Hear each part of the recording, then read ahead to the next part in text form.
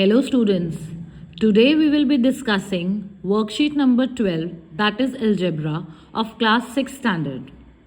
So let's begin. Question number 1, you have to find the rule for the number of matchsticks which are required to make the following matchsticks patterns. Use a variable to write a rule. Beta, first of all you should know what is a variable. Variable is denoted by any alphabet in small letters, that is small a, small b, small c, कोई भी आप alphabet ले सकते हैं. And basically ये variable means जिसकी value varies, उसकी value fixed नहीं होती. आपने कोई क्वेश्चन किया उसमें आपके x का आंसर 10 आया, कोई और क्वेश्चन किया उसमें आपका x का आंसर 2 आया. सो वेरिएबल इज समथिंग जिसकी वैल्यू वेरी करती है. एंड इसका जो ऑपोजिट होता है that is a constant. Constant होता है जिसकी value remains fixed, like 2, 4, 6 and so on. तो आपके पास ये मैचस्टिक्स पैटर्न्स बने हुए हैं. यू कैन सी ये वाला मैचस्टिक पैटर्न है ऑफ आई, और एक पैटर्न बनाने के लिए आपको 3 मैचस्टिक्स लगी हैं. देन ये वाले में आपने डबल आई बनाया है एंड इसमें आपके पास 6 मैचस्टिक्स लगी हैं. एंड ये वाले में आपने 3 आईज बनाए हैं एंड इसमें आपके पास 9 लगी हैं. So basically it is 3, 6, 9. That is the table of 3. सो आपके पास रूल यहाँ पे उन्होंने लिखा हुआ है 3n, that is 3 multiply bye n. जब आप n को 1 पुट करेंगे दैट विल बी 3 इंटू 1 3. जब आप n को 2 पुट करेंगे that will be 3 multiply by 2 6. And then आप n को 3 पुट करेंगे that will be 3 multiply by 3 9 and so on. उसी तरह नेक्स्ट आपके पास जो अल्फाबेट बना हुआ है दैट इज ई. अगर आप इसको ध्यान से देखेंगे इसमें आपके पास 4 मैचस्टिक्स लगी हैं, 1, 2, 3 एंड ये 4. तो जब आप इसका डबल पैटर्न बनाएंगे ये एक मैचस्टिक रखेंगे, 1, 2, 3, 4. फिर एक और ई बनाया, 1, 2, 3, 4. अब आपने 3 ई बनाने हैं तो ये आपके पास 4 मैचस्टिक्स लगी, देन अगेन 4 मैचस्टिक्स लगी, देन अगेन 4 मैचस्टिक्स लगी. सो आपके पास पहले 4 मैचस्टिक्स थी, फिर 8 हो गई, फिर 12 and so on. Basically it is a table of 4. So your rule will be 4n where n is 1, 2, 3 and so on. Next है बेटा आपके पास w. इसमें मैचस्टिक्स देखते हैं, ये 1, देन ये 2, देन ये 3 एंड देन ये 4. सो टोटल आपके पास 4 मैचस्टिक्स लगी हैं. जब आपने एक और W बनाना है देन आपके पास 8 होंगी, देन एक और W बनाएंगे तो आपके पास 12 हो जाएंगी. That is again a table of 4.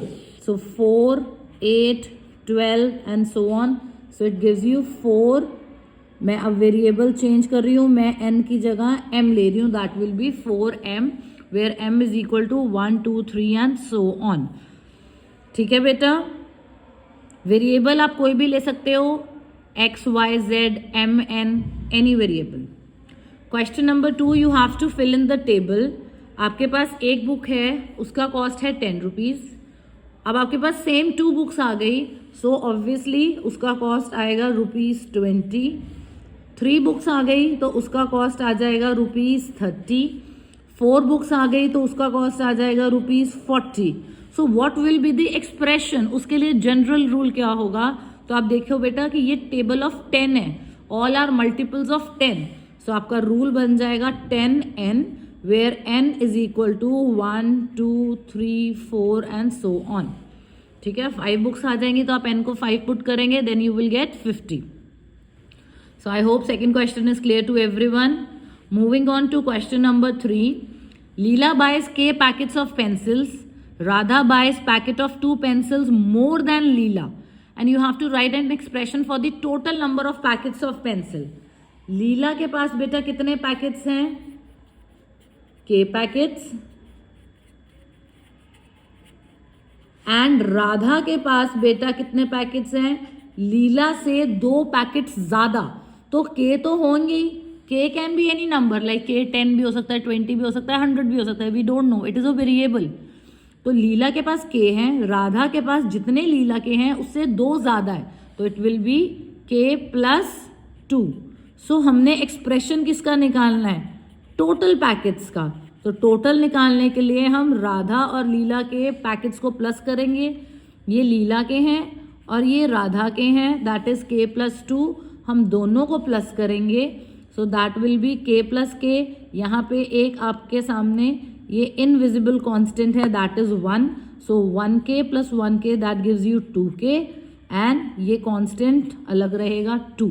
हमने लाइक टर्म्स को इकट्ठे कर दिया बेटा, ये दोनों लाइक टर्म्स थी k वाली, तो इनको हमने कंबाइन कर दिया, 1k + 1k that gives you 2k, and then अकेला ये कांस्टेंट रह गया +2।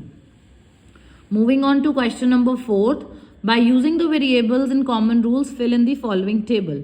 आपके पास स्क्वायर है, स्क्वायर का पेरीमीटर निकालने के लिए हम चारों साइड्स को प्लस करते हैं, that is l + l + l, तो इसका रूल बन गया बेटा 4l। Then you have the rectangle. Rectangle में क्या होता है बेटा, आपके पास ये वाली ऑपोजिट साइड्स इक्वल होती हैं, तो ये दोनों लेंथ हैं और ये smaller side is denoted as b, that is breadth. तो इसका पेरीमीटर निकालने के लिए that will be length plus breadth plus length plus breadth, चारों साइड्स को प्लस करना है। 2 बारी आपके पास l आया है और 2 बारी b आया है, दैट इज 2l + 2b। तो आपके पास रूल बन जाएगा, 2 आप कॉमन निकाल लोगे बेटा, 2 × l + b। So the rule for finding the perimeter of rectangle is 2 × l + b। Then next है बेटा सर्कल। सर्कल के लिए आपने पेरीमीटर निकालना है। इस सर्कल में बेटा you are given the radius as r and the diameter is denoted by c. So the rule for finding the circumference of the circle, that is the perimeter, is that you have to multiply the constant pi with the diameter. Diameter is represented by c, and you all know that c जो होता है that is diameter is equal to twice multiplied by radius, that is आप pi को 2 × r भी लिख सकते हैं। So the general rule is 2 pi r, where value of pi is 22/7।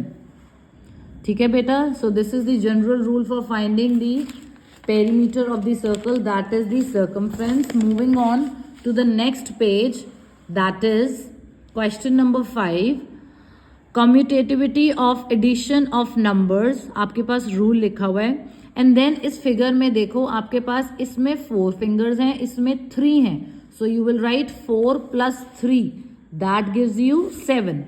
और इसमें उन्होंने क्या किया, अपने हैंड्स को रिवर्स कर लिया, लाइक उन्होंने पहले 4 + 3 ऐसे लिखा, इधर 4 था लेफ्ट साइड पे, and then 3, and then they reversed their hands and 3 इस साइड कर दिया और 4 इस साइड कर दिया, so that is 3 + 4, so again the answer will be 7। So this rule is known as commutativity of addition of numbers, कि numbers को अगर हम आगे पीछे कर दें एडिशन में, then answer remains the same. So the general rule is a + b = b + a। Similarly, second part, commutativity of multiplication of 2 numbers। बेटा जब हम 2 नंबर्स को मल्टीप्लाई करते हैं, so it doesn't makes a difference कि आप 3 × 2 कर रहे हैं या 2 × 3। 3 2s are 6, 2 3s are 6, so a × b = b × a। Commutativity under multiplication and commutativity under addition। Moving on to question number 6, you have to match the column A and B। First part है बेटा c × 5। आपके पास यहाँ पे इन statement लिखा है, यहाँ पे expression है, तो आपने एक्सप्रेशन ढूंढना है। आपको पता है यहाँ पे 5 और c के बीच में एक इनविजिबल मल्टीप्लाई का साइन है, so this is c × 5। Next 9 subtracted from z। अब फ्रॉम के बाद जो लिखा होता है दैट इज फ्रॉम के बाद लिखा हुआ है z, तो सब्ट्रैक्शन में हम उसको आगे लिखते हैं, that is z - 9, that is this one. Then next p / 4, आपने p को डिवाइड करना है by 4। Then q is doubled, Q को आपने डबल करना है, मतलब कि लाइक 3 को डबल किया 6, 6 को डबल किया 12, 12 को डबल किया 24. तो basically we are multiplying that number by 2.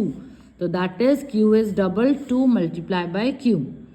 First Y is multiplied by 2, that is आपने Y को 2 से मल्टीप्लाई किया and then 5 is subtracted from the product.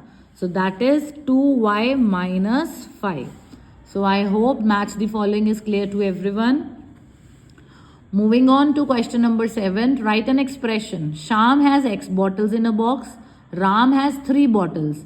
बेटा शाम के पास X bottles हैं और राम के पास शाम से 3 बोतलें ज़्यादा हैं. तो आपने एक्सप्रेशन लिखना है.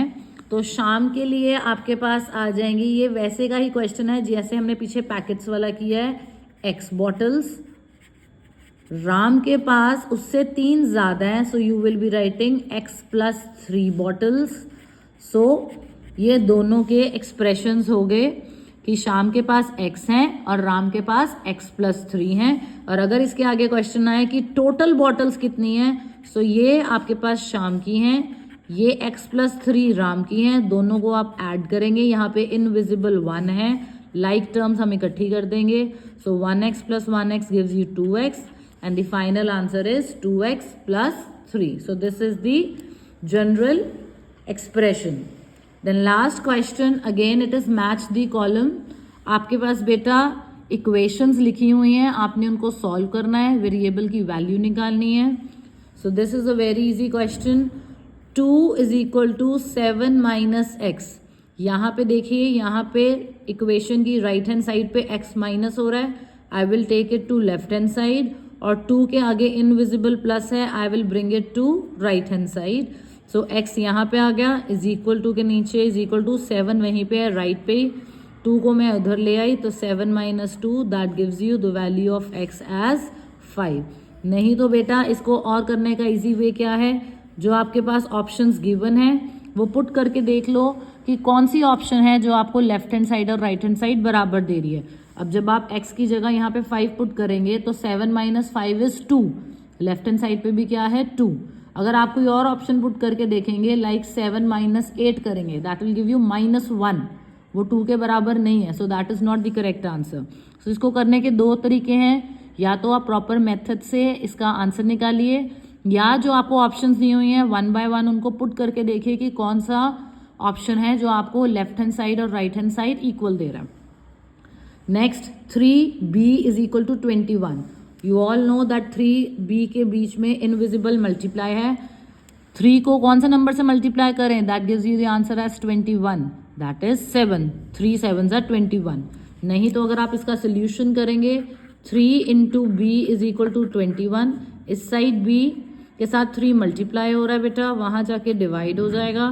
सो 21 divided by 3 that gives you b is equal to 7. Then next part, 4 plus c is equal to 12. तो यहाँ पे 4 और c आपस में ऐड हो रहे हैं, तो I will keep c on left hand side, I will take 4 to right hand side. So 12 minus 4 that gives you 8. So c is equal to 8. And last part, n upon 5 is equal to 3. So यहाँ पे 5 n के साथ divide हो रहा है. When it will go to right hand side it will get multiplied. So n is equal to 3 multiply by 5 that gives you n is equal to 15. So n is equal to 15. So I hope the worksheet is clear to everyone. Please complete your worksheets and have a good day. Thank you everyone.